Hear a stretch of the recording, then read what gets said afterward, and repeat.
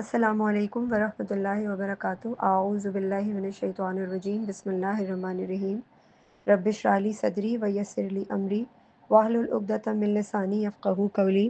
अल्लाहुम्मा सल्लि अला मुहम्मद व अला आलि मुहम्मदिन कमा सल्लैता अला इब्राहीम व अला आलि इब्राहीम इन्नका हमीदुम मजीद।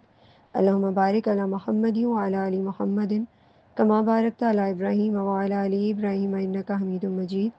अल्लाहुम्मा इन्नी अस्अलुका इल्मन नाफ़िअ व रिज़्क़न तय्यबा व अमलन मुतक़ब्बला। हमारा आज का टॉपिक जो है वो आप लोग को नहीं मालूम, मैंने मेंशन भी नहीं किया था। बेसिकली हमारा आज का टॉपिक इस बात को एक्सप्लोर करने का है कि हमारे बच्चे जब हमसे आकर कोई चीज़ माँगते हैं, तो उसके पीछे लॉजिक क्या होती है? या हमने बच्चों को कितनी बाउंड्रीज़ और उनकी लिमिट्स और हर चीज़ को क्लैरिटी के साथ उनके सामने एक्सप्लेन किया हुआ है कि बच्चों को मालूम है कि उनको अपनी बाउंड्री के अंदर रह के कैसे फ्रीडम के साथ चीज़ों को इंडिपेंडेंटली हैंडल करना है, या उनको मालूम है कि उनकी ज़िंदगी में क्या रिक्वायरमेंट्स होनी चाहिए, क्या नहीं होनी चाहिए। क्या वो अपनी लाइफ़ को किसी दूसरे इंसान से कंपेयर कर सकते हैं या नहीं कर सकते। ये सब चीज़ें बच्चे को घर से भी मिलती हैं। और बच्चा अगर स्कूल गोइंग है या बाहर, ऑब्वियसली बच्चे बाहर जाते हैं, सोशलाइज़ करते हैं, चाहे स्कूल गोइंग बच्चे हों या होम स्कूलर बच्चे हों। तो चाहे वो अपने कज़िन्स में जाते हों, चाहे वो अपने पीयर्स में जाते हों, पीयर प्रेशर बच्चों के ऊपर बहुत ज़्यादा होता है। तो उसके अंदर क्या होता है, कंपैरिज़न। जैसे हमारे आज का जो दौर है, उसके अंदर इतना एक्सपोज़र है ड्यू टू आप देखें, फ्री हैंड एक गैजेट हमने बच्चे को प्रोवाइड किया हुआ है। अगर बच्चे को गैजेट नहीं भी मिला हुआ, तो भी ज़ाहिर है उसको स्क्रीन टाइम से हम एलिनेट नहीं कर सकते, और वो स्क्रीन टाइम कर रहा है। अगर वो रील्स देख रहा है और सोशलाइज़ नहीं, बहुत कम कर रहा है, लेकिन वो रील्स देखता है, वो सोशल मीडिया को जो है वो गो थ्रू करता है, तो डेफ़िनेटली बहुत सी चीज़ें वो सोशल मीडिया के ऊपर देख रहा होता है। आजकल फ़ैशन क्या है, क्या ट्रेंड चल रहा है, बच्चों की क्या एक्टिविटीज़ हैं, और बहुत सारी चीज़ें होती हैं। बच्चे कहते हैं कि हम यहाँ नहीं जा रहे, हम वहाँ नहीं जा रहे। हमारे फ्रेंड्स जो हैं वो फेलोज़ जो हैं वो इंटरनेशनल ट्रिप्स पे जाते हैं, पाकिस्तान ट्रिप्स पे जा रहे हैं, वो ये कर रहे हैं, वो कर रहे हैं, उनके पास फ़ोन है, उनके पास गैजेट है, हमारे पास फ़ोन नहीं है। मेरे फ्रेंड ने नाइकी के शूज़ पहने हुए हैं, मेरा फ्रेंड जो है वो अम, उसके एडिडास के कपड़े पहनता है। इस तरह की चीज़ें बहुत होती हैं हमारे बच्चों में। इसके लिए हम अपने बच्चों के साथ किस तरह काम करें, ये जानना बहुत ज़रूरी है कि हम उनके साथ इन चीज़ों को कैसे डिस्कस करते हैं, इन चीज़ों के ऊपर कैसे बात की जाती है। फॉर इंस्टेंस, अगर आपका बच्चा आपको देख रहा है कि आप इम्पोर्टेड चीज़ों के लिए क्रेज़ी हैं, या आपको क्रेज़ है कि आप इम्पोर्टेड से कम कोई चीज़ पहनते ही नहीं हैं। देखिए, पहली चीज़ तो ये है कि बहुत से लोगों का ये कॉन्सेप्ट होता है कि जब हम कमा रहे हैं, हम इतना सफ़र कर रहे हैं, तो व्हाई नॉट कि हम अपने ऊपर इसको स्पेंड करें। और in terms of spending money, वो क्या करते हैं, वो इम्पोर्टेड चीज़ें जो हैं वो चूज़ करते हैं। उनकी लाइफ में हर चीज़ इम्पोर्टेड होती है। उनकी कोशिश होती है कि उनके बच्चों का पहनना, खाना, ओढ़ना, सब चीज़ें उनकी अपनी घर की छोटी से लेके बड़ी चीज़ तक, हर ऐसी चीज़ें हों जो कोई भी देखकर जो है ना हैरान हो जाए, और यूनिकनेस हो उनके घर के, जो इंटीरियर है उसके अंदर यूनिकनेस हो, चीज़ों में यूनिकनेस हो, ड्रेसिंग में यूनिकनेस हो, ड्रेसिंग सेंस के अकॉर्डिंग वो बड़ा इस चीज़ को के ऊपर फोकस होता है उनका। तो आपका बच्चा भी यही देख रहा होता है कि आपकी ज़िंदगी में, आपकी लाइफ में प्रैक्टिसेस क्या हैं, आपकी लाइफ में प्रायोरिटीज़ क्या हैं, आप किस चीज़ को हाईली प्रेफर करते हैं, आपका हाईली प्रेफरेंस किस चीज़ के ऊपर है, फोकस किस चीज़ के ऊपर है। इम्पोर्टेड खानों के ऊपर है, इम्पोर्टेड कपड़ों के ऊपर है, इम्पोर्टेड क्रॉकरी के ऊपर है, अच्छे से अच्छा इंटीरियर करने के ऊपर है। आप किस तरीके की कम्युनिकेशन करते हैं एक दूसरे के साथ, बीइंग अ स्पाउस, आपके फादर एंड मदर एक दूसरे के साथ किन चीज़ों को डिस्कस करते हैं कि अच्छा, आज मैंने देखा था कि उसकी बहुत अच्छी क्रॉकरी थी, मुझे भी जो है ना वो, हमारी ये दावत आ रही है, वो दावत आ रही है, हमने ये करना है, हमने ये क्रॉकरी जो है वो परचेज़ करनी है, या हमने इस दावत में ये कपड़े पहनने हैं। बाकायदा कपड़े डिस्कस किए जाते हैं, दावतों को डिस्कस किया जाता है। इवन घरों में शादियाँ होती हैं, तो 1-1 2-2 महीने घरों में शादियाँ चलती हैं। एक दिन ढोलकी होगी उनके घर, एक दिन इस तरह होगी, एक दिन यूँ होगा, एक दिन हम इस हॉल में खाना बुक कराएँगे, एक दिन इस हॉल में दावत होगी। मतलब ये सब चीज़ें ऐसे डिस्कस हो रही होती हैं कि ज़िंदगी में इनसे इम्पोर्टेंट चीज़ कोई है ही नहीं। तो ऑब्वियस सी बात है कि हमारे बच्चे की लाइफ में भी ये इम्पोर्टेड चीज़ें इम्पोर्टेंस हासिल कर लेती हैं। फिर वो भी उसी तरीके से सोचता है। वो मिसाल के तौर पर हम देखते हैं हमारे आसपास बच्चे या बड़े कोई भी बात कर रहे होते हैं, तुम्हें पता है एक फ्रेंड्स एक दूसरे के साथ बात कर रहे होते हैं, तुम्हें पता है मैं कल मैकडॉनल्ड गया था, तुम्हें पता है मैं कल हार्डीज़ गया था, मैंने ये खाया। लिटरली लिटरली वैन्स में, स्कूल्स में बच्चों की आपस में कॉन्वर्सेशन ये होती है। तुम्हें पता है मैंने नए शूज़ लिए हैं एडिडास के। डू यू नो मेरे बाबा जो हैं वो दुबई गए थे, वो मेरे लिए स्केचर्स लेकर आए हैं। इस तरह की बहुत सी बातें बच्चे कर रहे होते हैं। क्यों? क्योंकि उनके सामने आप रोल मॉडल के तौर पर इसी तरह की प्रैक्टिसेस कर रहे होते हैं। जब हम अपने बच्चों के लाइफ़स्टाइल को इस तरह से देखते हैं, जब हम सुनते हैं कि वो इस तरह की माइंडसेट लेके ब्रॉट अप हो रहे हैं, इस तरह की कॉन्वर्सेशन वो अपने फ्रेंड्स के साथ करते हैं, अपने पीयर ग्रुप में ये इस तरह की कम्युनिकेशन होती है कि वो खाते क्या हैं, वो पहनते क्या हैं, उनका लाइफ़स्टाइल क्या है, वो हफ़्ते में कितनी बार जो है वो मूवी टाइम होता है उनका, या वो महीने में या इन 6 months how many times they go for the trip, चाहे वो पाकिस्तान ट्रिप हो या इंटरनेशनल ट्रिप हो। ये सब चीज़ें डिस्कस हो रही होती हैं। क्यों? क्योंकि वो अपने बच्चा अपने मदर को, अपने फादर को इन चीज़ों के ऊपर डिस्कशन करते हुए देख रहा होता है कि उसके सामने ये पैटर्न बचपन से लेके बड़े होने तक यही पैटर्न चलता रहा है कि ऑल ओवर द मतलब ऑल ओवर द कम्युनिकेशन ये सारी चीज़ें चल रही होती हैं, और उसमें उसका क्रक्स क्या होता है कि उस क्रक्स को बच्चा उठा लेता है कि वो क्रक्स क्या है कि मेरी लाइफ इम्पोर्टेड से शुरू होती है और इम्पोर्टेड पे ख़त्म हो जाती है। इवन के इम्पोर्टेड को भी छोड़ दें, बहुत से लोग मीडियोकर फैमिली से बिलोंग करते हैं, मगर उनकी भी लाइफ इसी चीज़ के अराउंड सर्कुलेट करती है, रिवॉल्व करती है कि अच्छा मेरी जेठानी जो है वो उन्होंने ये ड्रेस पहना हुआ था, ये ब्रांड पहनी हुई है, ये सेल लगी हुई है, मुझे भी ये ब्रांड लेनी है, ऑनलाइन शॉपिंग करनी है, या मैंने मार्केट जाना है। अच्छा हमारी कोई ख़ानदान की दावत आ रही है तो उसके लिए बड़ा मतलब बाकायदा किसी चीज़ के लिए मीटिंग बिठाना घर के अंदर, बाकायदा किसी चीज़ को लेकर एक टेबल टॉक करना, which is very much important. जो हमारे नज़दीक हम समझते हैं कि ये कोई इतनी अहम बात नहीं है कि बच्चा इसको नोटिस करे, मगर बच्चा नोटिस कर रहा होता है, उस तरीके से कर रहा होता है कि हम भी उस तरीके से नहीं करते चीज़ों को। हमारे लिए वो कैजुअल होती हैं चीज़ें, मगर बच्चे के दिमाग में वो चीज़ें ग्रास्प हो रही होती हैं कि ये देखो, ये मैटर जो है, ये this is very important matter, ये एक फाउंडेशन है हमारे घर की, हमारी लाइफ की, तभी इसके ऊपर एक टेबल टॉक की जा रही है। यानी ये मैटर बड़ा इंपॉर्टेंट है कि आने वाली दावत में मम्मा ने क्या पहनना है, बाबा ने क्या पहनना है, मैंने क्या पहनना है। ये बहुत ज़रूरी चीज़ें हैं। तो वो भी उन चीज़ों के पैटर्न के ऊपर अपने माइंडसेट को डेवलप कर रहा होता है। आपकी सोच है। हम कहते हैं हमारे बच्चे जो हैं वो उनके अंदर ग्रेटफुलनेस नहीं है, वो ग्रैटिट्यूड शो नहीं करते। क्यों ऐसा क्यों है? क्योंकि हम अपने बच्चों को इम्पोर्टेड बनाने की कोशिश कर रहे होते हैं बचपन से। ऑल्दो कि हमारी इंटेंशन नहीं होती। हम अपने बच्चों को वो सिखाना चाह रहे होते हैं जो हम खुद नहीं कर रहे होते। तो ये चीज़ पॉसिबिलिटी इसकी है ही नहीं कि मैं जो खुद नहीं कर रही, मैं अपने बच्चे से ये एक्सपेक्ट कर रही हूँ कि मेरा बच्चा ये काम करेगा।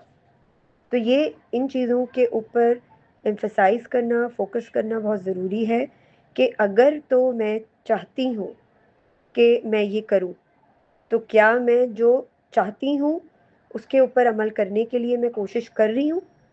क्योंकि बहुत से लोग ये कहते हैं कि उनको सही बात पता होती है कि how to raise a child in correct way, ठीक है, towards the right message of Islam, जो अल्लाह ताला और रसूल सल्लल्लाहु अलैहि वसल्लम का एक प्रॉफिटिक स्टाइल है बच्चों को ब्रॉट अप देने का। मुझे मालूम है, मैं उसको एक्सेप्ट भी करती हूँ, ठीक है, मैं कह भी रही हूँ कि मैं करूँगी, मगर मैं कर नहीं पा रही, मैं कर नहीं रही। क्यों? क्योंकि मैं खुद मुतमईन नहीं हूँ उस चीज़ से। जब तक मैं खुद मुतमईन नहीं होंगी, मैं कैसे उस चीज़ को इम्प्लीमेंट करूँगी? मुतमईन क्यों नहीं हूँ?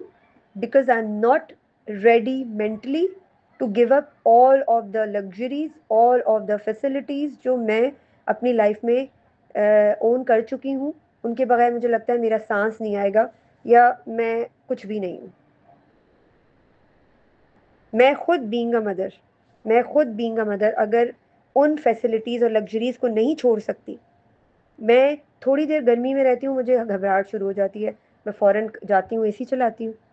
तो मैं कैसे एक्सपेक्ट कर सकती हूँ कि मेरा बच्चा जो है वो कदर करना सीखे चीज़ों की, उसके अंदर कदर आए अल्लाह की नेमतों की, उसको जो माँ बाप प्रोवाइड करे उनकी नेमत, उन नेमतों की कदर पैदा हो, और वो शुक्रगुजार हो, वो ग्रेटफुलनेस शो करे। कैसे, how is it possible? Possible ही नहीं है, क्योंकि बच्चे के मुंह से निकलना मतलब बच्चे के मुंह से निकलती भी नहीं है और उसकी ख्वाहिश पूरी कर दी जाती है या ख्वाहिश पूरी हो जाती है। और पेरेंट्स का ये कहना होता है जब हम कमा रहे हैं तो किसके लिए कमा रहे हैं, हम अपने बच्चे के ऊपर खर्च करें। आप अपने बच्चे को बैसाखियां दे रहे होते हैं अनफॉर्चुनेटली, और बच्चा उन फैसिलिटीज़ और लग्जरीज़ के बगैर नहीं रह पा रहा होता। देखिए, हमने बचपन से एक जुमला सुना है, खिलाओ शेर का खिलाओ सोने का निवाला और देखो शेर की निगाह से। ठीक है, हमारा दीन ये कहता है कि हर चीज़ बैलेंस मांगती है, ना किसी चीज़ की ज़्यादती अच्छी है और ना किसी चीज़ की कंजूसी अच्छी है। बहुत से लोग ऐसे भी हैं जिनके पास लग्जरीज़ हैं, और मैं इलियट की बात नहीं कर रही, मैं एक नॉर्मल फैमिली से लेके इलियट्स पे जा रही हूँ।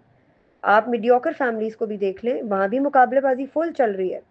आप अफोर्ड कर सकते हैं या नहीं कर सकते, आपके पैसों का, आपकी इनकम का बड़ा हिस्सा जो है वो लोगों के साथ मुकाबलेबाजी में चल रहा होता है। उसकी बेटी की शादी में ये हुआ था, उन्होंने ये वाला हॉल बुक करवाया था, हमने ये वाला खाना देना है, ये सब चीज़ें टेबल टॉक के ऊपर डिस्कस हो रही होती हैं, to show as a role model. बच्चे को ये दिखाया जा रहा होता है तुमने भी यही करना है, ऑल्दो कि हम ये नहीं चाह रहे होते। तो ये बहुत ज़रूरी, अब बच्चा जब आता है कि मम्मा, अगर आपका 9 ईयर्स ओल्ड आपके पास आकर कहता है मम्मा आई वॉन्ट फ़ोन, मेरे पास फ़ोन नहीं है, मेरे फ्रेंड्स के पास इतने महंगे महंगे फ़ोन्स हैं, आईफोन, बिल्कुल लेटेस्ट वर्जन आईफोन है, रियलमी एक्सटी है, ये है वो है, आई ऑल्सो नीड फ़ोन, मुझे भी फ़ोन चाहिए। आप क्या कहेंगे उससे? आपके पास कोई लॉजिक होगी?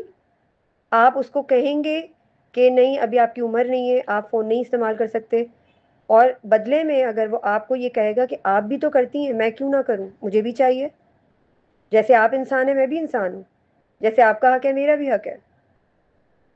आपके पास क्या लॉजिक होगी अपने बच्चे को देने के लिए?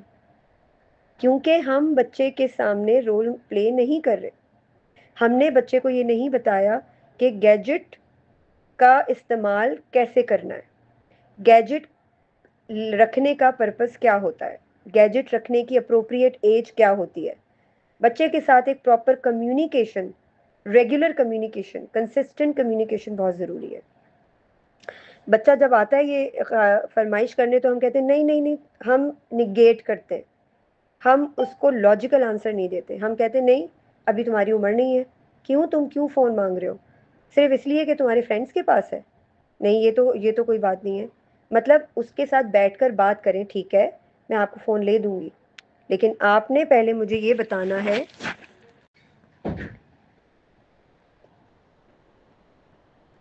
हाँ, मैं ये आपसे कह रही थी कि बच्चा जो है वो आपके पास आकर आपसे फ़ोन की फरमाइश कर रहा है, ठीक है, आप उसको उसके साथ लॉजिकली बात करेंगे तो ही वो सुनेगा, और उसकी बात सुने, उससे कहने दें, उसको बताने दें कि वो क्या सोचता है। जब तक आप उसको फ्री हैंड नहीं देंगे, उससे बैठकर कम्युनिकेट नहीं करेंगे, उसको लॉजिकली बात समझ नहीं आएगी कि फ़ोन उसके लिए ठीक है या नहीं है, इस एज में उसको फ़ोन मिलना चाहिए या नहीं मिलना चाहिए। लेकिन सबसे पहले उसके सामने आपका role being a mother, being a father clear होना चाहिए। अब एक छोटी सी एग्जांपल मैं आपको बताती हूँ। अगर बीइंग अ मदर आप अपने बच्चे को टीवी देखने से मना करती हैं कि टीवी नहीं देखना चाहिए, उसकी लॉजिक आपने दी हुई है, कम्युनिकेट किया हुआ है, लेकिन उसके फादर टीवी देखते हैं, तो बच्चा डेफिनेटली आपके पास आकर क्वेश्चन करेगा कि आप कहती हैं कि टीवी देखना अच्छी बात नहीं है, आप मुझे कहती हैं कि ये टीवी से ये होता है, उसके ये साइड इफ़ेक्ट्स हैं, प्रॉज एंड कॉन्स मुझे बताती हैं, तो क्या बाबा को नहीं पता ये बातें? बाबा क्यों देखते हैं टीवी? हम बिल्कुल स्पीचलेस हो जाते हैं। उसके साथ वाइजली बात करने की ज़रूरत है, उसको कॉन्फिडेंस में लेके उसको बताने की कोशिश करना है कि हमें ये बात पता है, बाबा को भी ये बात पता है, लेकिन समटाइम्स हमारी ख्वाहिशात, हमारी प्रायोरिटीज़ के ऊपर हावी हो जाती हैं। आहिस्ता आहिस्ता अगर हम खुद कोशिश करें अपने नफ्स को कंट्रोल करने की, और हम खुद को ये लॉजिक और रीज़न दे सकें कि ये चीज़ हमारे लिए, हमारे कैरेक्टर के लिए, हमारी कैरेक्टर बिल्डिंग के लिए और हमारी लाइफ के लिए वेस्ट ऑफ टाइम है, तो आपने ये बताना है उसको। उसको ये नहीं कहना कि कोई बात नहीं, देखने दो बाबा को, हम तो नहीं देखेंगे। यूजुअली पेरेंट्स, स्पेशली मदर्स, यही काम कर रही होती हैं कि बच्चे को लॉजिक के बगैर चीज़ें समझा रही होती हैं। इसके लिए बैठकर काम करना बहुत ज़रूरी है, तभी अल्लाह ताला हिकमत भी पैदा करते हैं। और ये ज़रूरी है क्योंकि आज का बच्चा लॉजिक और रीजनिंग के बगैर बात नहीं करता। तो सबसे पहले अपने आप को एज अ रोल मॉडल बच्चे के सामने ये दिखाएं बच्चे को कि आप इस काबिल हैं कि बच्चा आपसे आके बात कर सकता है, और अगर फरमाइश कर रहा है तो बच्चा आपको सुनने के लिए रेडी हो। अगर आप उसको बैठ के लॉजिक दे रहे हैं कि फ़ोन उसके लिए ठीक नहीं है, लेकिन आपका फ़ोन के ऊपर एक्सेसिव यूज़ है, आप भी लोगों के साथ कंपैरिजन करती हैं, आपको भी हर सेल पे ब्रांड के कपड़े लेने हैं, आपको भी हर दावत पे कपड़े ख़रीदने के लिए एक टेबल टॉक की ज़रूरत होती है, दावतों के लिए एक टेबल टॉक की ज़रूरत होती है। कल हमारे घर में पूरे फैमिली की दावत है तो हमने ये मेन्यू डिस्कस करना है। इन चीज़ों को आप जितना इम्पोर्टेंट रखेंगे, बच्चा यही समझेगा कि आपकी ज़िंदगी में सिर्फ यही मटेरियल, यानी materialism he, it's all about material. मगर जितना आप इसको आसान रखेंगे, इसको छोटे बिल्कुल दो लफ्ज़ों में घर के अंदर इसके ऊपर बात होगी कि भाई कल दावत है, ठीक है, हमने दो मेन्यूज़ डिसाइड कर लिए, हमने कोई टेबल वेबल पूरी नहीं सजानी, अल्लाह ताला को भी हिसाब देना है। घर में जो कपड़े रखे हैं हमारे, अल्हम्दुलिल्लाह, अल्लाह का बहुत शुक्र है, बहुत कपड़े हमारे पास, उसमें से कोई से भी पहन लेंगे। देखिए, ये कहना बहुत आसान होता है कि हुसैनी कैरेक्टर स्टिक्स हम अपने बच्चे के अंदर कैसे पैदा करें, कहना बहुत आसान है, लेकिन हम ये बात कहकर अपने आप को बरी ज़िम्मा करार दे रहे होते हैं। पता है आपको, हम लेम एक्सक्यूज बेसिकली पेश कर रहे होते हैं कि हम ये कुछ कर नहीं सकते, इस पे हमारे आसपास एक्सपोजर इतना है। फिर हम इन लॉज में रहते हैं, इन लॉज वालों के अपने लेम एक्सक्यूजेज हैं, और जो न्यूट्रल फैमिली में रहते हैं, जो हस्बैंड एंड वाइफ सेपरेट रहते हैं, उनके अपने लेम एक्सक्यूजेज हैं। हमने अपनी ज़िंदगियों को लेम एक्सक्यूजेज से भर लिया, अनफॉर्चुनेटली। हम अपनी लाइफ में सादगी नहीं चाहते। जब तक हमारी ज़िंदगियों में सादगी नहीं होगी, हमारा लाइफस्टाइल सिंपल नहीं होगा, हमारी डाइट सिंपल नहीं होगी, हम अपनी ज़िंदगी को जितना सिंपलिसिटी से गुजार सकते हैं हम कोशिश नहीं कर रहे, तो हम कैसे कोशिश कर सकते हैं, हम कैसे ये एक्सपेक्ट कर सकते हैं, कोशिश तो कर सकते हैं, लेकिन हम ये कैसे उम्मीद कर सकते हैं कि हमारा बच्चा हुसैनी के कैरेक्टरिस्टिक पे डेवलप होने की उम्मीद हम रख सकते हैं। ये बहुत ज़रूरी बात है, ये समझना बहुत ज़रूरी है। ये कोई छोटी बात नहीं, ये बहुत अहम बात है कि हम, मेरा लाइफस्टाइल क्या है, मेरी ज़िंदगी की प्रायोरिटीज़ क्या हैं, मेरा बच्चा जो है वो मुझसे क्या सीख रहा है, अपने फादर से क्या सीख रहा है, उनकी बातों का महवर कौन है, माँ की बातों का महवर कौन है, अल्लाह है या दुनिया है, मटीरियल है या अखलाकियात है, दीन है या दुनिया है। हमने बच्चे के सामने दीन और दुनिया को अलग नहीं करना, दीन और दुनिया अलग हैं भी नहीं। हमने दीन और दुनिया को अलग कर दिया, हम समझते हैं दीन सिर्फ नमाज़ों, रोज़ों और हज और उम्रे और ज़कात, बस इसका नाम है।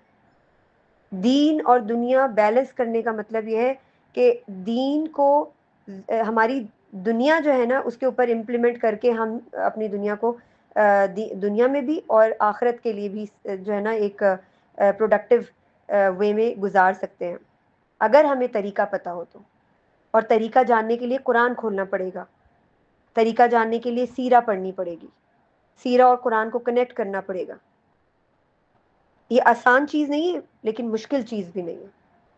टाइम निकालना पड़ेगा, किताबें पढ़नी पड़ेंगी, उसके बगैर हम कुछ नहीं सीख सकते, और कुछ नहीं सीखेंगे तो बच्चे को भी कुछ नहीं सिखा सकते। सबसे पहले तो अपना लाइफस्टाइल बदलना पड़ेगा। लाइफस्टाइल, अपने लाइफस्टाइल को देखें कि आप खुद आपके अंदर खुद कितना बचपना है, इमेच्योरिटी है, आप खुद कितना मटेरियल के पीछे भागते हैं, ये बहुत ज़रूरी बात है। अब बच्चा अगर आपको कह रहा है आके कि मुझे फ़ोन चाहिए, या बच्चा अगर ये कह रहा है कि मम्मा मैंने शूज़ लेने, मेरे क्लासमेट के पास बहुत खूबसूरत शूज़ हैं, उसने मुझे पिक्चर दिखाई है, एडिडास के शूज़ हैं, मुझे नहीं पता, बाबा से बोले मुझे शूज़ चाहिए, तो आप क्या कहेंगे बच्चे से? आप उसको कहेंगे नहीं अभी तो आपने लास्ट मंथ शूज़ लिए हैं, मैं आपको अब शूज़ नहीं दिलाऊंगी, अब हम 6 महीने के बाद लेंगे। इससे पहले इसके ऊपर आपकी अगर कम्युनिकेशन नहीं हुई थी तो बच्चा आपकी बात नहीं मानेगा, वो कहेगा मैं लूँगा शूज़। आप खुद ही तो कहती हैं कि वो उस दावत में हमारी जो चच्ची हैं उन्होंने दावत की थी तो ऐसी बड़ी दावत थी, उसमें ऐसे कपड़े पहने गए थे, तो अब क्या मैं नहीं ले सकता? क्या मैं ये नहीं ख्वाहिश कर सकता कि मेरे फ्रेंड ने इतने अच्छे शूज़ लिए तो मैं भी वैसे शूज़ लूँ? बच्चे आपका आईना होते हैं, ये बात याद रखिएगा। बच्चा आपको दिखाएगा आईना, आपको गुस्सा भी आएगा, लेकिन आपको सच बर्दाश्त करना पड़ेगा। हम अपने बच्चों को इस रास्ते पर लगा रहे हैं, अनफॉर्चुनेटली। और ये कोई छोटी सी बात नहीं है, ये मैं आपको बताऊं, छोटी सी बात नहीं है ये बहुत बड़ी बात है। इसको छोटा मत लें, अपने लाइफस्टाइल को गो थ्रू करें कि आपका लाइफस्टाइल है क्या, आप अपनी ज़िंदगी को कितनी सादगी से गुजार रहे हैं, कितनी सादगी से। ये बहुत ज़रूरी चीज़ है, इसके ऊपर काम करना बहुत ज़रूरी है। Try to understand. बेसिकली क्या होता है, हम कोशिश कर रहे होते हैं, एक दिन कोशिश करते हैं, 2 दिन कोशिश करते हैं, और उसके बाद हम कहते हैं नहीं अब हमसे नहीं हो रहा।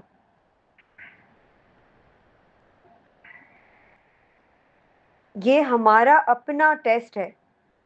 अगर हम इस चीज़ की क्रिटिकलिटी को सुबह शाम अपने आप को रिमाइंड करवाएं ना, कि मैं माँ हूँ और मेरा बच्चा मेरी जिम्मेदारी है। अल्लाह ताला ने एक अमानत मुझे मेरे ज़िम्मे दी है, और मुझे उस अमानत का ख्याल रखना है। वो ख्याल कैसे रखना है, अगर ये मैं जान चुकी हूँ, लेकिन कोशिश, अपने आप को बहलावा दे रही हूँ कि मैं कोशिश कर रही हूँ, मगर मैं कोशिश के नाम पर सिर्फ अपने आप को धोखा दे रही हूँ। देखें, ये बहुत ज़रूरी है कि अपना तज़किया नफ्स करें, अपने साथ बैठे। हम सब का अपने अपने गारे हिरा में जाकर सोचना बहुत ज़रूरी है।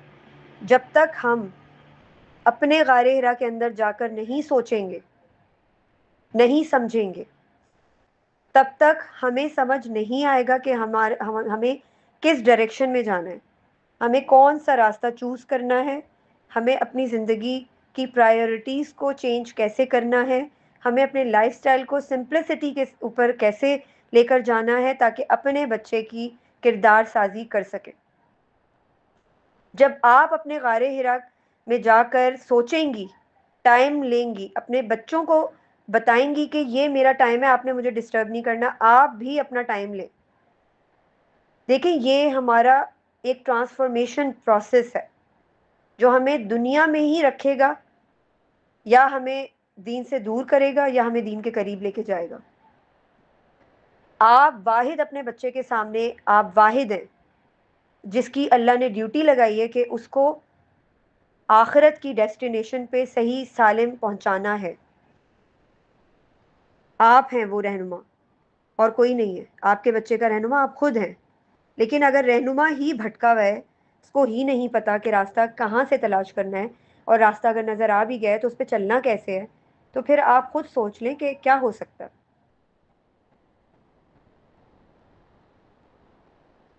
ये बहुत ज़रूरी है।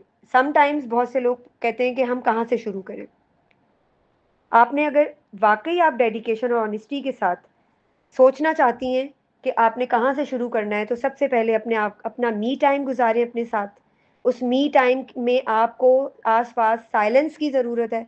आंखें बंद करें, सोचें आपकी ज़िंदगी का मकसद क्या है, आपको अल्लाह ने दुनिया में क्यों भेजा है। क्या सिर्फ बच्चे पैदा करने के लिए और उनको कुत्ते बिल्ली की तरह पालने के लिए भेजा है, ज़िंदगी में अयाशी करने के लिए भेजा है, या किस मकसद से भेजा है। पहले अपनी ज़िंदगी के मकसद को तलाश करें, फिर अपनी प्रायोरिटीज़ को लिखें, जॉट डाउन करें इन योर डायरी। और सोचें कि अल्लाह ताला मुझसे क्या चाहता है, क्योंकि अल्लाह ताला ने तो एक पत्ते को भी दुनिया में बेमकसद नहीं भेजा, तो आप तो एक जीते जागते इंसान हैं। और फिर लिखें कि आप कितना खाती हैं, कितना सोती हैं और कितनी बातें करती हैं। आपका बातें करने का महवर क्या होता है, आपका कंटेंट क्या होता है। आप जब अपने घर में बात करती हैं, अपने बच्चों से बात करती हैं, अपने स्पाउस से बात करती हैं, अपने इन लॉज में बात करती हैं, किसी से भी बात कर रही होती हैं, आपका आपका सेंटर ऑफ टॉक क्या होता है, उसको सोचें। आप कितनी ज्यादा बात करती हैं या कितनी खामोश रहती हैं। आपको पता है, ज्यादा बोलना, ज्यादा खाना और ज्यादा सोना, ये तीनों ईमान की मौत है। अगर वाकई आप इनिशिएटिव लेना चाहती हैं, क्योंकि अभी नहीं तो कभी नहीं, आज नहीं तो कभी नहीं, कल, कल के इंतजार में जो रहता है उसका कल कभी भी नहीं आता, ये बात याद रखिएगा। तो अपने ईमान की हिफाजत करने के लिए आप इन तीनों चीज़ों पे काम करना शुरू करेंगी। आप देखेंगी कि तकवा और परहेजगारी इन्हीं तीनों चीज़ों के ऊपर काम करने से आती है। इन्हीं तीनों चीज़ों के ऊपर काम करने से अल्लाह ताला आपके लिए आसानियां लेकर आएंगे और आपकी बात सुनेंगे। ये बात याद रखिएगा। हमारे नबी सल्लल्लाहु अलैहि वसल्लम के ज़माने में एक बहुत मशहूर शायर था। आज के ज़माने में तो आप देखते हैं सोशल मीडिया के ऊपर इतने फॉलोइंग्स हैं, इतने उलमाज हैं और उनकी इतनी फॉलोइंग्स हैं, सिंगर्स हैं, हर एक के चैनल को मिलियन लोगों ने जो है वो फॉलो किया हुआ है। उस ज़माने में भी लोग डिफरेंट लोगों को पसंद करते थे और उनकी एक फ़ैन फॉलोइंग होती थी। तो वो जो शायर था उसकी एक बहुत बड़ी फ़ैन फॉलोइंग थी, वो बहुत मशहूर मशहूर शायर था। जब उसने हमारे नबी सल्लल्लाहु अलैहि वसल्लम से कुरान पाक सुना तो उसने इरादा कर लिया कि उसने कहा कि ये तो इंसानी कलाम है ही नहीं। और वो उसने इरादा किया कि मैं ईमान ले आऊँगा। और वो इरादा करके जब हमारे नबी सल्लल्लाहु अलैहि वसल्लम के पास जा रहा था कि मैं ईमान ले आऊँगा, शहादा कर दूँगा, तो कुरैश के सरदारों ने जब देखा कि ये तो इतना मशहूर शायर है, अगर ये इसने इस्लाम कबूल कर लिया फिर तो लोग हमारे काबू में नहीं आएंगे, क्योंकि इसकी बहुत बड़ी फ़ैन फॉलोइंग है। उन्होंने जाके उसे रास्ते में पकड़ा और उससे कहा कि तुम क्या करने जा रहे हो, अपने पाँव पे कुल्हाड़ी मारने जा रहे हो। तो उसने कहा कि नहीं, मैंने इस चीज़ को पा लिया है कि वो कलाम इंसानी कलाम नहीं हो सकता। तो कुरैश के सरदारों ने क्या कहा, कुरैश के सरदारों ने कहा कि तुम्हें पता है, तुम इतने ज़्यादा एडिक्ट हो, तुम जना में मुब्तला हो, तुम शराब नोशी में मुब्तला हो, तुम कैसे ये सब छोड़ोगे। मोहम्मद सल्लल्लाहु अलैहि वसल्लम का जो दीन है वो तो ये कहता है कि ये चीज़ें हराम है, तो तुम ये सब कैसे छोड़ोगे। तो उसने कहा कि मैं कोशिश कर लूँगा। तो उन्होंने कहा अभी तुम्हारे पास वक्त है, तुम जवान हो, तुम ऐसा करो, तुम पहले इन चीज़ों को अच्छी तरह इनसे लुत्फ़अंदोज़ हो जाओ, फिर जाके ईमान ले आना। उसने कहा ठीक है। उसने सोचा पहले, उसने कहा हाँ कहते तो ठीक हो तुम, ऐसी क्या बात है, मैं कुछ टाइम कुछ अरसा और गुजार लेता हूँ, इस तरह मैं जाकर ईमान ले आऊँगा और मोहम्मद रसूलुल्लाह सल्लल्लाहु अलैहि वसल्लम के हाथ पे शहादत कबूल कर लूँगा। वो शायर चला गया और कुछ अरसे के बाद उसकी डेथ हो गई। क्या आपको या मुझे पता है कि हमारी मौत कब होगी? हमें नहीं पता। जब मैं छोटी होती थी बचपन में, तो हम देखते थे इतना एक्सेसिवली लोग नहीं मरते थे।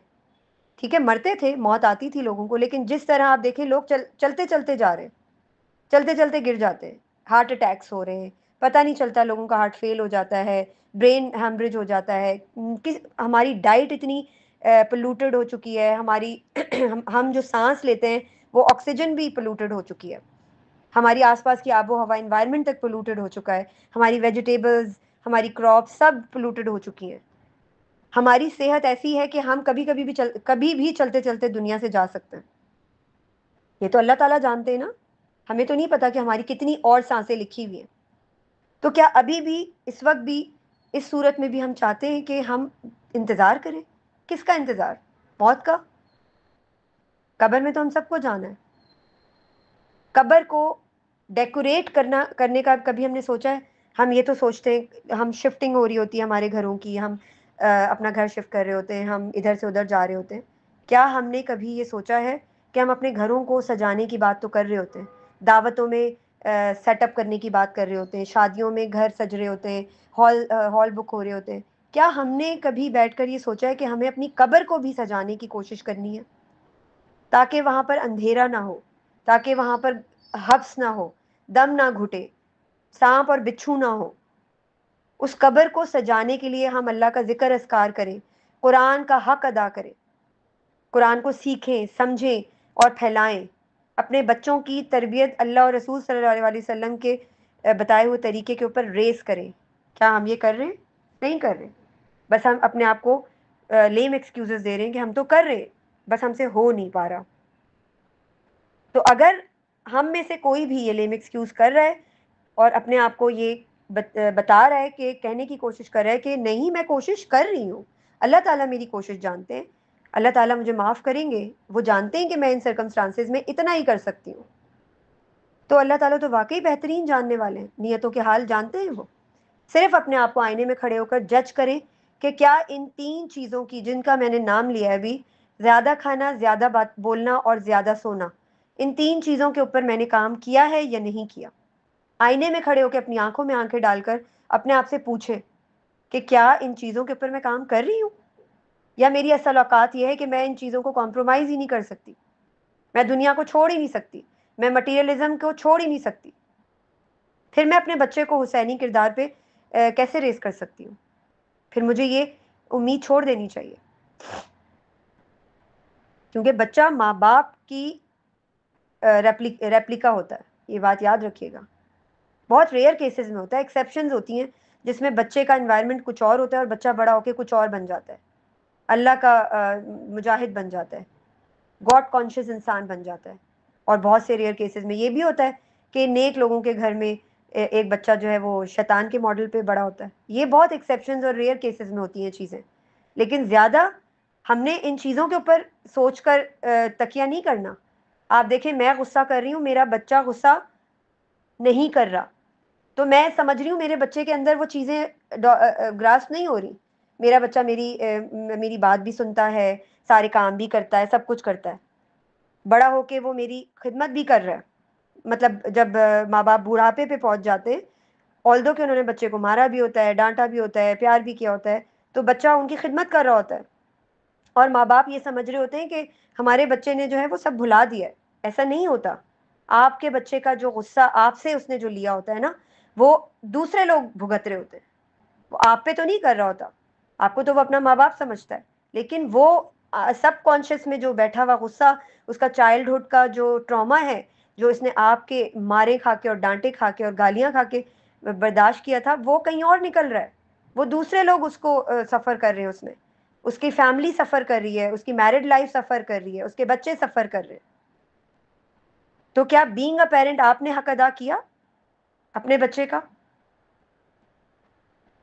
इस बात को जानने की कोशिश करें, क्योंकि ऑलरेडी हम बहुत लेट कर चुके।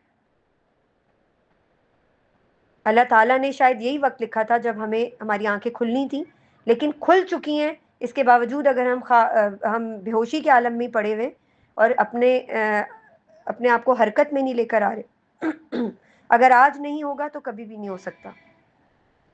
इसलिए कोशिश करें कि अपने बच्चों को जितना सादा लाइफस्टाइल दे सकते हैं दें। मैं ये नहीं कह रही कि बच्चों को बिल्कुल ही जो है वो उस पे छोड़ दें, लेकिन बच्चे को बताएं कि वेस्ट ऑफ मनी क्या होता है। बच्चे को बताएं कि अगर हमें अल्लाह ने पैसा दिया है, हमें अल्लाह ने नेमतें दी हैं, तो इसमें सिर्फ हमारा हक नहीं है, अल्लाह की मखलूक का भी उतना ही हक है, हम माने या ना माने। अगर हमने वो हक अदा नहीं किया तो फिर वो हक हमारा दूसरी तरीके से अल्लाह ताला निकलवा लेते हैं, ये हम सब जानते हैं। मैं आपको कुछ डायलॉग्स की एग्जांपल्स दूंगी ताकि आपको आइडिया हो कि बच्चे से बात कैसी करनी है। जैसे मैंने बताया कि अगर बच्चा आता है आपके पास और वो कहता है अम्मी क्लास के सब बच्चों के पास फ़ोन है, मेरे पास क्यों नहीं है, तो आपने अपने बच्चे से कैसे बात करनी है कि बेटा मुझे पता है तुम्हारा दिल चाहता है, वाकई मुश्किल लगता है जब सबके पास कुछ हो और हमारे पास ना हो, लेकिन सोचो क्या इस उम्र में फ़ोन रखने से तुम ज़्यादा नेक, ज़्यादा समझदार या अल्लाह के करीब हो जाओगे, या फिर खेलों और तवज्जो हटाने में तुम्हारा वक्त ज़ाया होगा। नबी करीम सल्लल्लाहु अलैहि वसल्लम ने फरमाया कि असल दौलत ज़्यादा सामान नहीं बल्कि दिल का अमीर होना है। मैं तुम्हें सिर्फ दूसरों की वजह से चीज़ नहीं दूंगी, बल्कि जब ये तुम्हारी पढ़ाई और हिफाजत के लिए फ़ायदेमंद बन जाएगी और तुम जिम्मेदारी दिखाओगे, तब इंशाल्लाह ज़रूर मिलेगा। इसके अलावा आप बच्चे से कहें, अगर तुम्हें लगता है कि फ़ोन तुम्हारे लिए फ़ायदेमंद है तो हम इस पे बात कर सकते हैं। हो सकता है तुम मुझे कायल कर लो और हो सकता है मैं तुम्हें कायल कर लूं। तो बच्चे के साथ जब बात की जाती है और लॉजिक दी जाती है, तो फिर बच्चे को, जब आप नो करते हैं तो बच्चे को पता होता है कि इसके पीछे ये लॉजिक है। मैंने सिर्फ लोगों के कहने पे चीज़ों को अडॉप्ट नहीं करना, आदात को अडॉप्ट नहीं करना। मेरा खुद का इंडिविजुअल माइंड है, मेरी यूनिक पर्सनैलिटी है। अल्लाह ताला ने मुझे सोचने समझने का शऊर अता किया है, मैंने उसका इस्तेमाल करना है। ये आप बच्चे को अपने रोल मॉडल से, अपनी तरबियत से और अपनी कम्युनिकेशन स्किल्स से सिखाएंगे। इसी तरह बच्चा जूते मांगता है, कपड़े मांगता है, ये सब चीज़ें जब तक आपकी लाइफ में मौजूद हैं, आपके बच्चे की लाइफ में भी मौजूद रहेंगी। तो बेहतर क्या है? बेहतर ये है कि इन चीज़ों के ऊपर सोचना शुरू करें इससे पहले कि देर हो जाए। इन चीज़ों के बारे में जानना शुरू करें, पढ़ना शुरू करें। अगर आज हम 40-40, 30-30 साल के हो गए हैं और हमें ये नहीं पता कि कुरान के अंदर मोरालिटी और अखलाकियात कहाँ लिखी हुई हैं, अगर मुझे बच्चे को सिखानी है तो पहले मुझे सीखनी पड़ेंगी, और मैं कहाँ से सीखूं? मुझे तो पता ही नहीं है, मैंने कुरान को कभी इस तरह देखा ही नहीं। मैं तो कुरान खानियों में जाके सिपारा पढ़ के आ जाती थी। इसके अलावा तो मुझे पता ही नहीं कि कुरान कुरान ने मुझे ये तक बताया कि मैंने अपने बच्चे को पालना कैसे है। कुरान ने मुझे ये तक बताया कि मैंने अपने माँ बाप से कैसे बात करनी है, अपनी औलाद से कैसे बात करनी है, नेबर से कैसे बात करनी है, मुनाफिकों से कैसे डील करना है, जो मेरी ज़िंदगी अजीरन कर दें उनको कैसे डील करना है, मैंने अपनी ज़िंदगी के मसाइल को कैसे हल करना है। अल्लाह ताला ने तो हर चीज़ मुझे बताई है कुरान में, लेकिन मैं ही बेखबर हूँ। मेरी ये बेखबरी जो है वो इससे पहले कि मेरी कब्र का सामान बन जाए, मैं उससे पहले ही होश के नाखून लूँ और अपने ईमान के ऊपर काम करना शुरू करूँ। ईमान आपका उसी वक्त ईमान के ऊपर से जो ऊपर जो जंग लगा हुआ है वो उसी वक्त साफ होना शुरू होगा जब आप इन 3 एरियाज़ के ऊपर काम करेंगे।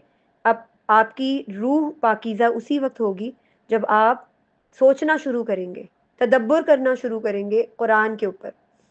ये बात इस बात को बार बार रिमाइंड करवाना शुरू करेंगे कि क्या मैं ठीक कर रही हूँ, मैं ये काम करने जा रही हूँ, क्या अल्लाह की इसमें रजा है।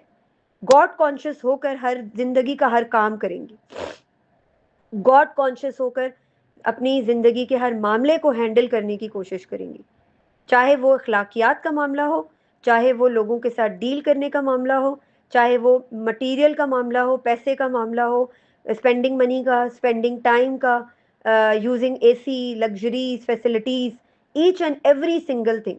जब मैं गॉड कॉन्शियस होकर हर मामले को, हर चीज़ को देखूंगी, सोचूंगी, तो मुझे आइडिया होगा कि इतनी गर्मी तो मैं बर्दाश्त कर सकती हूँ यार। अब इतनी गर्मी में मैं एसी चला के बैठ जाऊँ, फिर मेरा बच्चा कैसे अपने नफ्स को काबू करेगा। अपने नफ्स को काबू करना खुद भी सीखें और अपने बच्चे को भी सिखाएं, तभी अल्लाह ताला हमसे राज़ी होंगे। और अल्लाह ताला को राज़ी किए बगैर कब्र के मामलात हम हल नहीं कर सकते। जज़ाकल्लाह खैर। किसी का कोई सवाल हो तो आप पूछ सकते हैं।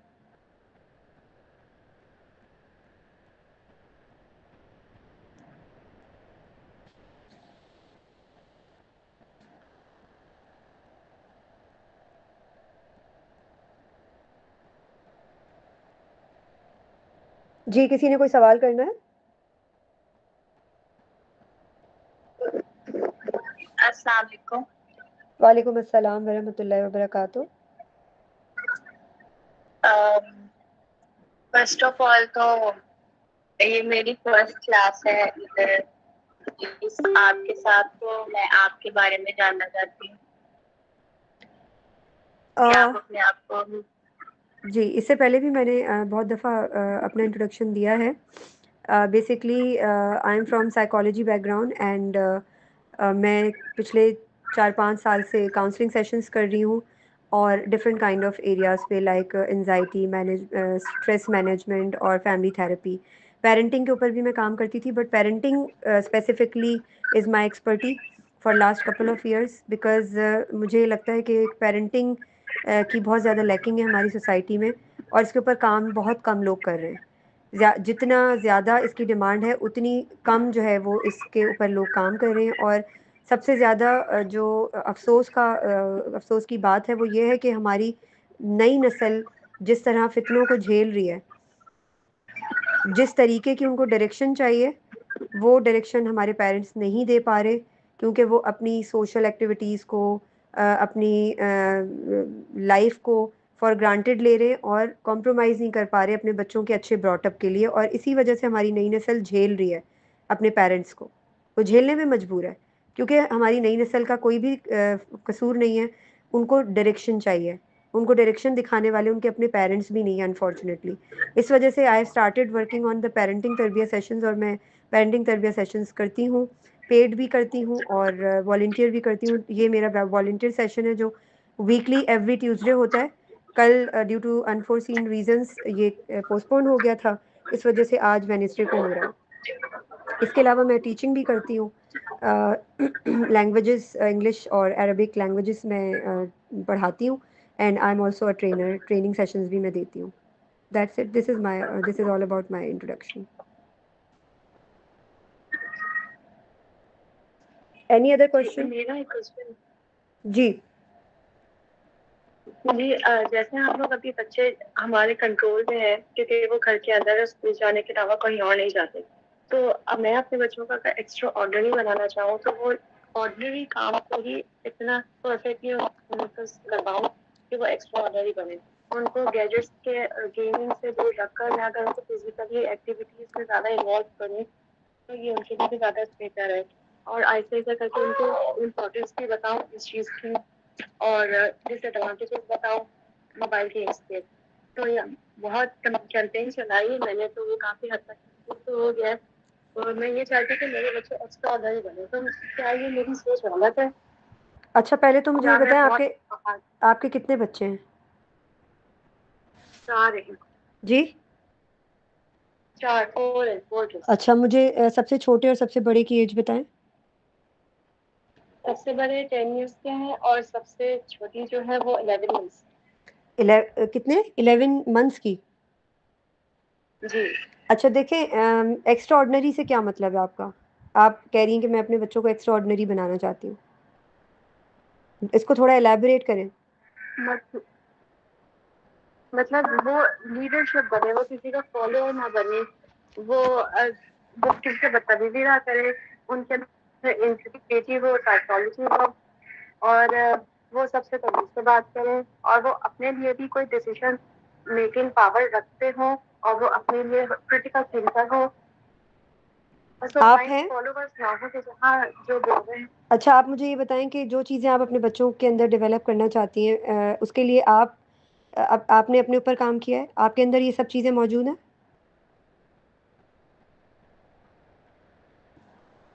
जी मेरी ब्रॉटअप भी ऐसे ही हुआ है, मगर जब शादी होके जब जैसे आते हैं तो हम लोगों को वो फॉलो करना होता है रूल्स। मगर अब थोड़ा कुछ प्रॉब्लम्स मुझे as a being a mother, मुझे मेरी वैल्यू अब पता चली है कि जब तक मेरे बच्चे मेरे कंट्रोल में होंगे तो वो मेरी बात भी सुनेंगे। तो जब से मैंने अपने पूरा का पूरा अपने पर कंट्रोल किया तो काफी इम्प्रूवमेंट आई है बच्चों में। तो बस अब मैं ये चाहती हूँ कि ये लोग भी ब्लाइंड फॉलोअर्स ना बने कि जो कुछ कह रहे हैं वो उसको फॉलो करने लग जाए।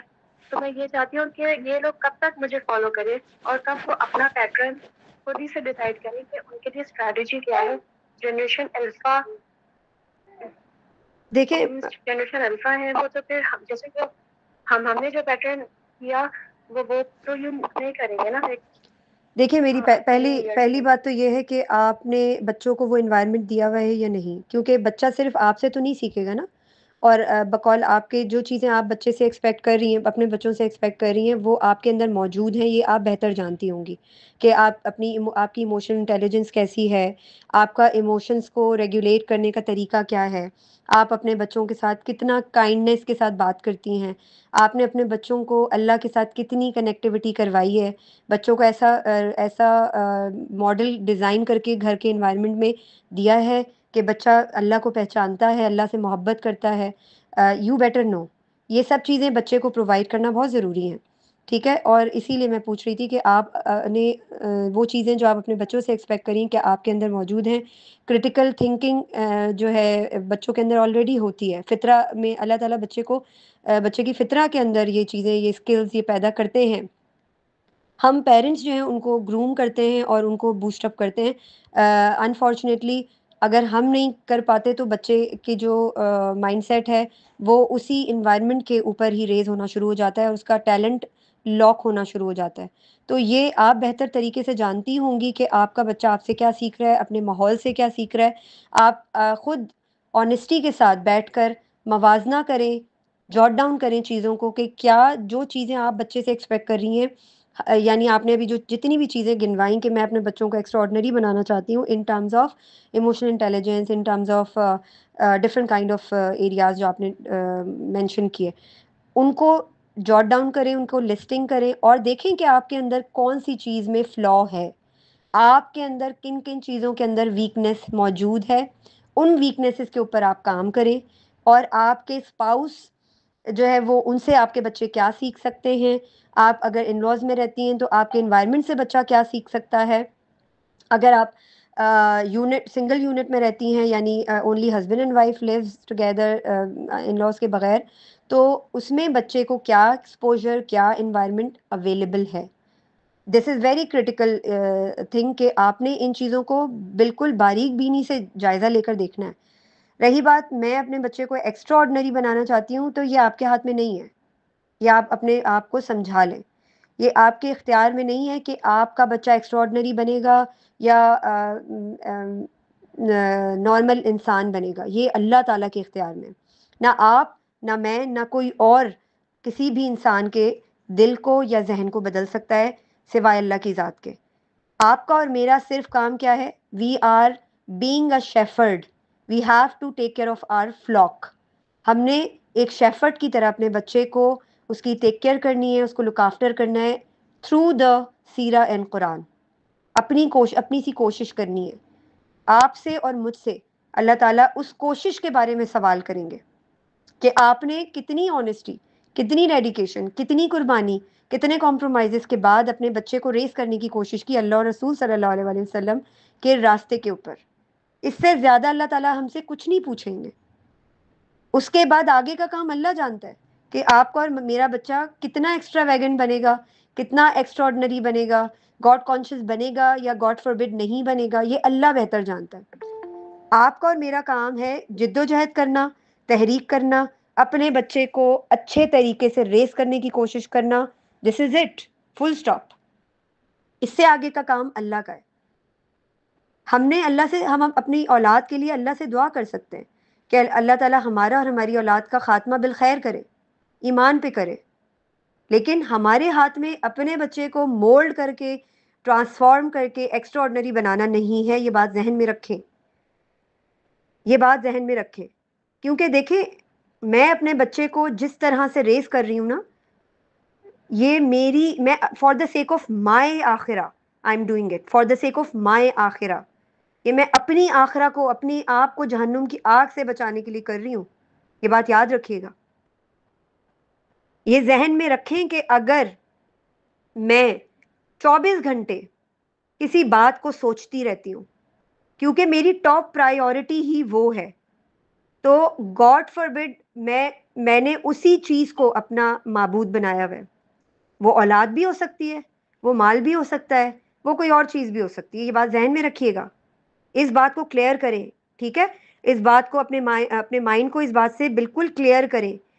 जब हमारी औलाद की मोहब्बत अल्लाह की मोहब्बत और रसूल सल्लल्लाहु अलैहि वसल्लम की मोहब्बत से ऊपर चली जाती है ना, तो ये याद रखिएगा कि फिर अल्लाह ताला आजमाता है। आप जिस चीज से मोहब्बत करते हैं उसी से आजमाता है। समझ रही है मेरी बात? तो आपने इस चीज को क्लियर रखना है अपने माइंड में कि मेरे दिमाग में, मेरी जिंदगी में, चाहे मैं दिमागी तौर पे सोच रही हूँ, फिजिकली सोच रही हूँ, मेरे मेरे दिल के अंदर अल्लाह की और रसूल सल्लल्लाहु अलैहि वसल्लम की मोहब्बत सबसे ऊपर होनी चाहिए। उसके बाद मेरी औलाद आती है, उसके बाद मेरा शौहर आता है, उसके बाद मेरे पेरेंट्स और कोई और आता है। मैं क्या ख्वाहिश करती हूँ, मैं क्या सोचती हूँ, इसकी कोई हैसियत नहीं है। ये बिठा लें अपने दिमाग में। अल्लाह ताला ने क्या प्लान किया हुआ है, वो दैट थिंग इज इम्पोर्टेंट। मैं और आप क्या प्लान करते हैं, इसकी कोई अहमियत नहीं है। अल्लाह ने मेरे बारे में, मेरे लिए क्या सोचा हुआ है, आपके लिए क्या सोचा हुआ है, आपके और मेरे बच्चों के लिए क्या सोचा हुआ है, ये वो बेहतरीन जानता है। उसकी क्या मसलहत है।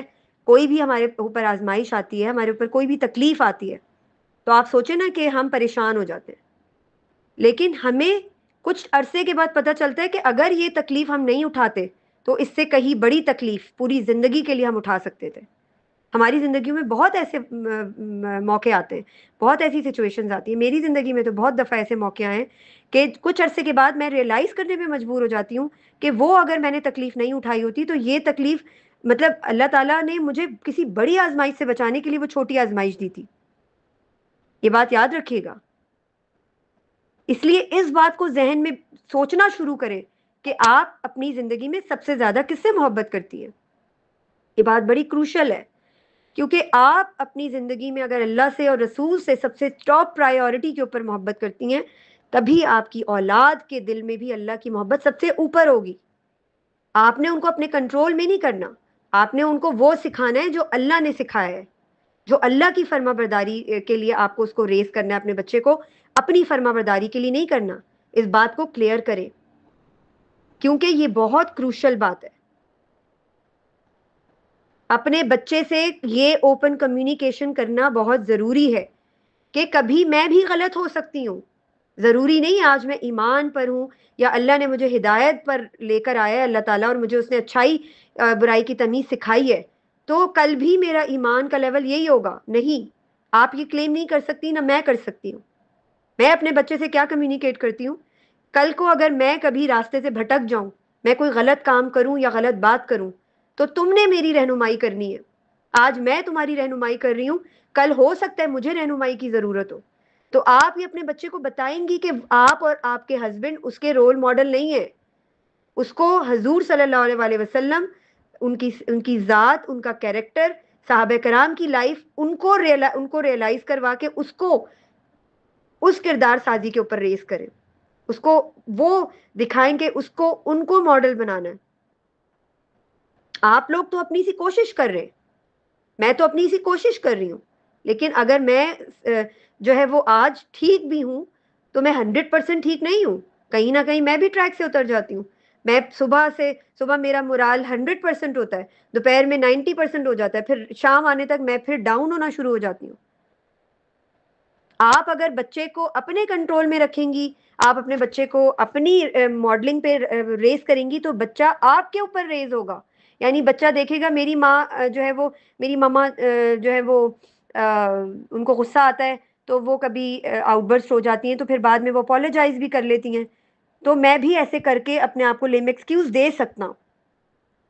समझ रही है मेरी बात, इसकी कितनी क्रिटिकल सिचुएशन है ये। अगर मेरा बच्चा, आपका बच्चा नबी सल्लल्लाहु अलैहि वसल्लम की किरदार साजी के ऊपर रेज होगा, तो क्या वो भटक सकता है? अनलेस कि अल्लाह ताला ना चाहे।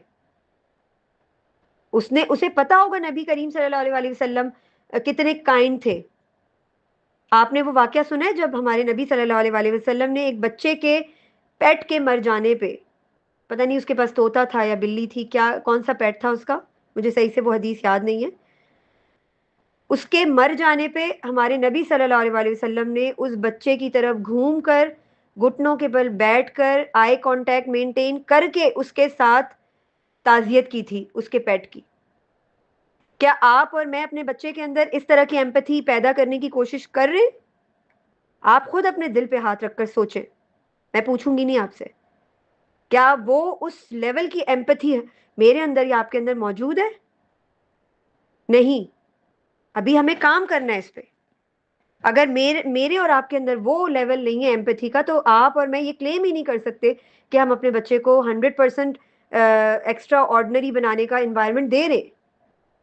हाँ, हम कोशिश कर सकते हैं, लेकिन मैं अगर ये ख्वाहिश करूं कि मैंने अपने बच्चे को एक्स्ट्रा ऑर्डिनरी बनाना है, इसका मतलब कि मेरा अल्लाह के इस बात पे ईमान ही नहीं है कि अल्लाह ताला की प्लानिंग इंसान की प्लानिंग से मुख्तलिफ होती है। इस बात को बहुत क्लैरिटी के साथ अपने दिमाग में लेकर आएं, और आज बैठकर ज़रूर सोचिएगा कि क्या आपकी मोहब्बत सबसे ऊपर, आपके दिल में अल्लाह की मोहब्बत है या आपकी औलाद की मोहब्बत है। ये जानना बहुत ज़रूरी है, क्योंकि मेरा बच्चा, आपका बच्चा, या किसी का भी बच्चा अपने पेरेंट्स की टॉप प्रायोरिटीज़ को देखकर ही उसकी टॉप प्रायोरिटीज़ बनती हैं, डेवलप होती हैं। अगर आपके मुंह से हर वक्त अल्लाह की बात निकलती है, चाहे आप खाना खा रही हो, आप हदीस का हवाला दे रही होती हैं, आप अल्लाह की बात कर रही होती हैं, अल्लाह का शुक्र अदा कर रही होती हैं, आप बच्चे से बात कर रही होती हैं, आप हर चीज़ में वो पॉइंट निकाल कर अल्लाह की बात ले आती हैं, तो आपके बच्चे को नज़र आ रहा है कि आप, मेरी मदर जो है वो अल्लाह की बात पे इम्प्लीमेंट कर रही हैं और अल्लाह की बात कर रही हैं। उनकी ज़िंदगी अल्लाह के नाम से खाली नहीं है।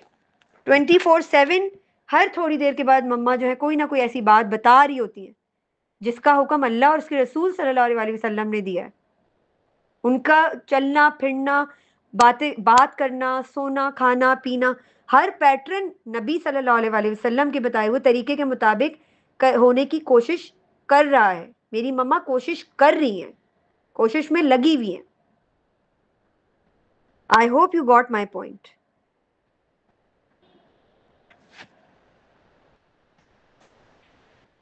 और किसी का कोई सवाल है? अगर आपको अभी भी कुछ पूछना हो तो प्लीज़ आप पूछ सकती हैं, अदरवाइज मैंने बड़ी क्लैरिटी के साथ आपको चीज़ें एक्सप्लेन करने की कोशिश की। जी जी, मैं इस पे कंसिडर करूंगी, बैठ के पॉन्डर करूंगी। बारकल्लाह फीक। Anyone else? और किसी का कोई क्वेश्चन नहीं है तो हम इसको एंड कर दें। जी, अस्सलाम वालेकुम रहमतुल्लाह। वालेकुम अस्सलाम रहमतुल्लाह। जी जी, आप अभी ये बता रही थी ना कि हमें अगर मदर इस तरह करती है और इस तरह, तो बच्चा उस चीज को देख रहा होता है। तो मेरा क्वेश्चन ये है कि इन सम केसेस मदर जो है वो कर रही होती हैं वो चीजें, वो बता रही होती हैं, कनेक्ट करने की कोशिश कर रही होती हैं हर उस मौके पे जिस मौके पे लगे कि मिले, लेकिन बच्चों की तरफ से वो चीज ना आए। बच्चे कहे चलो जी ये चीज शुरू हो गई, इनका तो वो शुरू हो गया, ये तो अब ये बोलेंगी, मतलब दे नो कि ये आगे से इस तरह बात करेंगी, ये इस चीज को यहाँ कनेक्ट करेंगी, ये इसकी एग्जाम्पल देंगी, ये यही बात मतलब उनको ये सारी चीजें पता हो, और आप सोच रहे हैं कि वो कनेक्शन बनेगा, लेकिन वो कनेक्शन बनने की बजाय वो चीज अगर ऑपोजिट डायरेक्शन में जा रही है और वो आपको नजर नहीं आ रही, तो फिर इसमें क्या राय अमल इख्तियार करना चाहिए? एक एग्जांपल दें मुझे। जी, एग्जाम्पल मैं अपने बच्चों को ही दूंगी कि मैं उनको इवन के मतलब कोई प्रॉब्लम भी हो तो मैं उनको बताती हूँ कि आपने इस चीज को, मतलब एक प्रॉब्लम को सॉल्व करने का क्या तरीका है। तो उसमें मतलब आप चीजों को देखें, ये सही है, ये गलत है, आपने क्या किया, क्या होना चाहिए था, मतलब ये सारी चीजें देख के अब आप ये करेंगे तो ये चीज अच्छी है और हमें ये बताया गया है, और ऐसे करोगे तो ये चीज बुरी होगी। लेकिन वो उन सब चीजों को आधी बात सुन के आधी बात ना सुन के उनको लपेट के साइड पे रख दे, और उसके बाद फिर जो है वो क्या नाम है जो उनके माइंड में आ रहा है, जो कि नेगेटिव है, जो कि गलत है, वो उसको करें। तो फिर क्या करना चाहिए? बच्चों की उम्रें क्या है? 19 है, 20 साल और 15 साल और 8 साल। देखिए, पहली चीज़ तो ये है कि 19 और 20 साल के बच्चों से, बच्चे तो ये लेक्चर सुनते ही नहीं है ना कि हमें ये बताया गया है तो हमने ये करना है, हमने वो करना है। ये आप जो मुझे बातें बता रही हैं ये लेक्चर है, सॉरी टू से। ठीक है, ठीक है, ठीक है। ये लेक्चर छोटा बच्चा भी नहीं सुनता, और ना टीन सुनते हैं ना बड़े सुनते हैं। लेक्चर के बजाय आपने बच्चों के, देखें बच्चे उस वक्त माँ बाप की बात सुनते हैं, पहले तो आपने देखना है ना कि आपका बच्चा रेडी भी है आपकी बात सुनने के लिए कि नहीं। और अगर नहीं है तो प्रॉब्लम कहाँ है? आपके बॉन्ड में है, आपका बच्चा आपसे कितनी मोहब्बत करता है या आपको कितनी रिस्पेक्ट देता है, उसके लिए सबसे पहले आप ये मिरर में खड़े होकर अपने आप से बात करें। देखें कि आपका लहजा, आपके अल्फाज अपने बच्चों से बात करते हुए कैसे होते हैं। क्या ऐसे अल्फाज और टोन होती है कि जो जिस टोन और जिन अल्फाज में कोई आपसे वो ही अल्फाज यूज करके आपसे उसी टोन में बात करे तो आपको वो ऑफेंसिव लगेगा या अच्छा लगेगा? ये बहुत ज़रूरी है जानना, क्योंकि जो जी रिस्पेक्ट हम अपने बच्चों से एक्सपेक्ट कर रहे होते हैं, जो चीज़ हम बच्चों से एक्सपेक्ट कर रहे होते हैं कि हमारी वो बात सुने, वही चीज़ सेम बच्चे हमसे एक्सपेक्ट कर रहे होते हैं। हम बच्चों को बाज़ दफ़ा क्रिटिकली एनालाइज़ कर रहे होते हैं, हम क्रिटिसाइज़ कर रहे होते हैं, हम जजमेंटल होकर बच्चों से बात कर रहे होते हैं। हमारी टोन जो है वो टॉन्टिंग होती है, समटाइम्स टीज़िंग होती है बच्चे के लिए, लेकिन हमें इस चीज़ का एहसास नहीं होता और हम बस ये सोच कर बैठ जाते हैं कि बच्चा हमारी बात नहीं सुन रहा और बच्चा जो है हमारी बात पे कान नहीं धर रहा। पहले तो आपको ये देखना पड़ेगा ना कि आपका स्टाइल, वे ऑफ टॉकिंग क्या होता है? लफ्ज़ क्या यूज़ करती हैं आप? टोन कैसी होती है? आपके एक्सप्रेशंस कैसे होते हैं? क्या आप अपने बच्चे के साथ आई कॉन्टैक्ट मेंटेन करके नॉन जजमेंटल होकर बच्चे की बात सुनती हैं? बच्चा क्या चाहता है? बच्चा क्या शेयर करना चाहता है? उसके दिमाग में क्या चल रहा है? वो सब बातें चाहे वो वियर्ड ही क्यों ना हो। मैं आपको एक छोटी-सी मिसाल देती हूँ। जी हमारे बच्चे की बॉन्डिंग इतनी स्ट्रांग हो कि हमारा बच्चा अगर किसी सेक्सुअल रिलेशनशिप से रिलेटेड कोई बात सुनता है थ्रू सोशल मीडिया या थ्रू पीयर, तो वो आकर हेजिटेट होने के बजाय आकर स्ट्रेट आकर अपनी माँ या बाप से पूछ सके, क्योंकि हमने उसके साथ इतनी बॉन्डिंग क्लोज की हुई है कि उसको पता है कि मुझे जज नहीं किया जाएगा। मेरे दिमाग में उठते हुए चाहे सवालात वियर्ड ही क्यों ना हो, मेरे पेरेंट्स मेरे सवाल तहम्मुल से सुनते हैं और मुझे उनका जवाब लॉजिकली देते हैं। अगर उनको उसका जवाब नहीं आता तो वो मेरे साथ मिलकर रिसर्च करते हैं, उसको ढूंढते हैं और तलाश करने की कोशिश करते हैं in the light of Sira and Quran कि उसका जवाब हम कैसे दे सकते हैं। अब आपको शायद मेरी बात समझ आई हो। अगर मैंने बच्चे को इतनी बॉन्डिंग मेरी बच्चे की के साथ है कि बच्चा वियर्ड से वियर्ड बात भी मुझसे शेयर कर सकता है, तो आप यकीन करें कि आपका बच्चा रेडी है आपकी हर बात सुनने के लिए। वो अच्छा, सुनेगा भी यहाँ पर और मैं थोड़ा-सा समझेगा भी। कहूँगी, मैं सॉरी, आपकी बात ना मुकम्मल नहीं हुई थी। मैं मतलब अ, अगर आप ओपन होने की बात कर रही हैं तो यस, वो करते हैं, बात करते हैं, और मतलब हम उनको उनकी उस बात को सुनते भी हैं, और मैं मतलब ये चाह रही होती हूँ कि वो ज़्यादा से ज़्यादा बात वो करें और ज़्यादा से ज़्यादा सुन सकें, क्योंकि आपको तो इस तरह अपने बच्चे का भी पता चलता है। लेकिन जब मैं इस तरह की कोई बात करती हूँ कि ये ऐसे कर लिया जाए, या आपने थोड़ा, आपका एक लाइफ का कोई स्ट्रक्चर होना चाहिए ना, वो स्ट्रक्चर बना लो, इस तरह कर लो, ऐसे कर लो। तो जब उस चीज पे बात आती है ना, तो वो उसमें से कोई चीज भी इम्प्लीमेंट नहीं होती, और अगर होगी तो एक दिन के लिए या 2 दिन के लिए होगी। सेम चीज वही रिपीट नहीं है। ये नहीं है कि डिस्कशन नहीं होगी, मतलब काफी ओपन डिस्कशन हो जाती है, लेकिन इस चीज पर वो मतलब वो नहीं आते जो मैं चाह रही होती हूँ कि वो अम, मसलन आए कौन सा इस चीज को। स्ट्रक्चर? मतलब स्ट्रक्चर ये है कि अगर आप एक मुसलमान क्या लाइफस्टाइल क्या होना चाहिए, ये ठीक तो है, देखिए उसके ये लिए आपको स्ट्रक्चर, सॉरी मैं आपकी बात काट रही हूँ, सेशन भी लंबा हो गया। ये स्ट्रक्चर जो सॉरी। है ये बच्चे के शुरू के 8 सालों में बनता है। सॉरी टू से, अगर वो नहीं बन पाया, अनफॉर्चुनेटली हमें बाद में पता चलती हैं बातें, हमारे बच्चे टीन्स में आ जाते हैं। अगर आपको भी बाद में पता चली बात, आपको अब होता है कि आप काम करें, तो इसके लिए आपको बहुत पेशेंस का मुजाहरा करना पड़ेगा। आप उसको स्ट्रक्चर पे लाना चाहती हैं, आप कह रही हैं कि वो 1 दिन करता है 2 दिन नहीं करता। आप उसको फ्रीडम, आप उसके साथ बॉन्डिंग क्रिएट करें और आप उसकी स्ट्रगल में उसका साथ दें। आप उसको लेक्चर देना छोड़ दें, आप उसको कहें कि मैं आपके साथ साथ हूँ। हम मिल के अपना चेकलिस्ट बनाते हैं। बच्चे बड़े हो गए हैं, लेकिन अगर आप वाकई चाहती हैं कि बच्चा उन चीज़ों के ऊपर बात करे तो उसको टाइम दें। ये टाइम टेकिंग प्रोसेस है, क्योंकि बच्चा अब मेच्योरिटी की तरफ जा चुका है। ठीक है? बच्चे का चलिए, अगर हम ये बच्चे चीज की। हो सकती है। आपकी जी आवाज बोलें। कट गई थी, सॉरी। जी जी बोलें। मैंने कहा शायद आपने पता जी। ये चीज नहीं है कि शुरू से वो स्ट्रक्चर रहा नहीं है।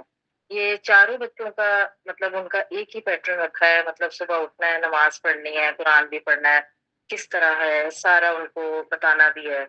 और ये अभी की चीज नहीं है, शुरू से, लेकिन अभी कुछ 4-5 सालों के अंदर एक मेजर चेंज आया है कि वो बिल्कुल जो चीज एक बहुत उस पे जा रही थी, और कुछ एक शायद बड़ी चीज, अल्लाह कोई बड़ा काम ले लेता, लेकिन वो चीज बिल्कुल रिवर्स हो गई। उसके लिए आपने रूट कॉज़ तलाश करना है ना, कि वो क्यों हुई? जब चेंजेज़ आना वो शुरू रूट हुए कॉज तो आपने उसी वक़्त, अभी आप 3-4 साल कह रही हैं, आपने शुरू ही में इस चीज़ को नोटिस करके इस पे काम क्यों नहीं करना शुरू किया? ऑल्दो कि मुझे ऐसे लग रहा है कि एक पैटर्न पे बच्चे सुबह उठते थे, नमाज़ पढ़ते थे, कुरान पढ़ते थे। लेकिन क्या आप लोग कुरान को पॉन्डर करते थे? क्या बच्चों को ये बात पता है कि नमाज़ क्यों पढ़ी जाती है? नमाज़ जो हम पढ़ रहे हैं उसका मतलब क्या है? क्या कभी आप लोगों ने उसके ऊपर डिस्कशन की कि प्रैक्टिकल लाइफ़ में सूरह फ़ातिहा का हम उसको अप्लाई कैसे करते हैं? नमाज़ के अंदर सुबहानक अल्लाहुम्मा पढ़ते हैं तो वो हमारे लिए किस काम आता है? सूरह इख़लास जो है वो हमारी लाइफ़ में क्या असर डालती है? क्या आपके बच्चों को ये बातें पता हैं? उस टाइम पर नहीं मालूम थी। जो स्ट्रक्चर में बनाना चाह रही थी उस टाइम पर मुझे यस और नो पता था, ये करना है और ये नहीं करना, मुझे खुद नहीं था पता। लेकिन इन डेप्थ जब मैं खुद जाती रही और मैंने इसको लाइफ के साथ कनेक्ट करना शुरू किया, तो मैंने इस बारे में भी बात करना शुरू की। अब वो जो मेरा सबसे छोटा बेटा है वो अरेबिक लैंग्वेज सीख रहा है, वो कर रहा है, वो सूरह फातिहा की एक्सप्लेनेशन और वो सारा कुछ वो मुझे बताता है कि अंत का क्या मतलब है, सिरातुल मुस्तकीम का क्या मतलब है। उसमें ये चीज थोड़ी सी है, लेकिन बाकियों में बताने के बाद भी वो चीज नहीं है। मतलब मैं जो लाना चाह रही हूँ, जो मैं करना चाह रही हूँ, वो नहीं आ रही। मतलब ये भी नहीं है कि होता है ना, आप बैठ के जिस तरह बात करते हैं कि जैसे आपने की कि सूरह इखलास का क्या मतलब है, ये चीजें भी हुई हैं। लेकिन वो शायद इसलिए सुन लेते हैं कि शायद मतलब हमारी मदर बात कर रही है, तो अभी इन्वायरमेंट अच्छा है, जो मुझे लगता है। देखें, तो अभी आपके अभी पास वो सिर्फ़ एक ही ऑप्शन है बड़े बच्चों के लिए। छोटे बच्चों के लिए आप अभी काम कर सकती हैं उन पे। लेकिन बड़े बच्चों जी के लिए आपके पास एक ही ऑप्शन है कि आप उनके साथ सिर्फ़ बॉन्डिंग पे काम करें। उनको कोई भी बात कहना छोड़ दें। आप सिर्फ़ उनको ऑब्ज़र्व करें कि वो आपसे मशवरा लेते हैं। आप उनके साथ फ्रेंडली हो जाएँ, इतनी फ्रेंडली कि वो फ़ील करना शुरू हो जाएँ कि आप फ्रेंड हैं उनकी। वरना आप जब उनके साथ बैठा करेंगी तो उनको ज़हन में यही वाइब आएगी, लो आ गई मम्मा और लेक्चर देंगी। लेक्चर किसी को भी पसंद नहीं है, और टीन्स के बच्चे हमारे आज के जो जेन अल्फा और जेन ज़ी हैं, वो तो बिल्कुल भी लेक्चर पसंद ही नहीं करते। तो मसला यहाँ पर है कि अभी आपको बहुत ज़्यादा मेहनत और पेशेंस की ज़रूरत है, उसके ऊपर आपको काम करना पड़ेगा। अपने बच्चों के साथ टाइम गुज़ारें, क्वालिटी टाइम। ऐसा क्वालिटी टाइम जिसमें बच्चा ज़्यादा बोले, आप उसकी बात सुनें। अगर वो आपसे कहता है कि मुझे मम्मा सजेशन दें, आई वांट योर ओपिनियन, आप क्या सोचती हैं? फिर आप उसको बताएँ। आप इनडायरेक्ट वे में जो चीज़ उस तक पहुँचाना चाहती हैं, वो आप अपने ऊपर रिलेट करके या किसी और के ऊपर रिलेट करके आप वो बात करें। अपने बच्चे को ये बात कहना छोड़ दें कि आप ऐसे कर लें, आप वैसे कर लें, आप ये क्यों नहीं करते, आप वो क्यों नहीं करते। ये बात याद रखिएगा, जी ठीक ठीक है? है।